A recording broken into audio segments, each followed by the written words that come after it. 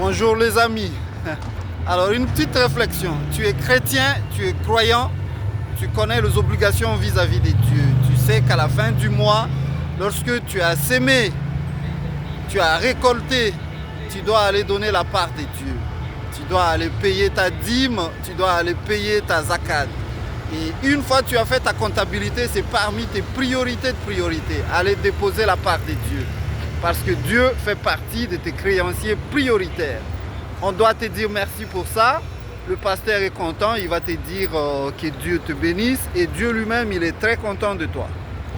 De l'autre côté, tu as ton personnel, tes employés, ton salarié, la nounou à la maison, le personnel de ménage, les gens qui t'appuient dans tes activités, des agères.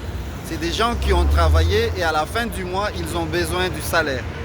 Ils doivent faire partie de tes priorités parce qu'ils sont tes obligations. C'est-à-dire, lorsque tu fais ta comptabilité à la fin du mois, parmi les personnes les plus prioritaires, il faut penser à ton personnel parce qu'ils sont aussi des créanciers privilégiés vis-à-vis de toi.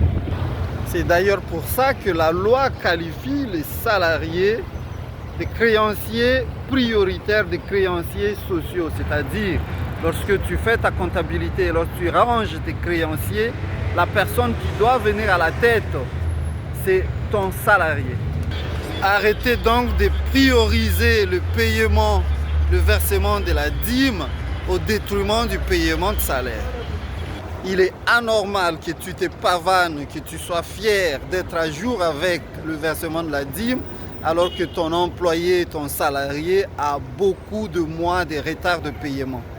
Évidemment, le pasteur, il va être content de ça, mais je ne suis pas sûr que Dieu lui-même, il va être content de savoir que tu es à jour avec le paiement de la dîme et que tu n'as pas payé une personne qui a travaillé pour toi.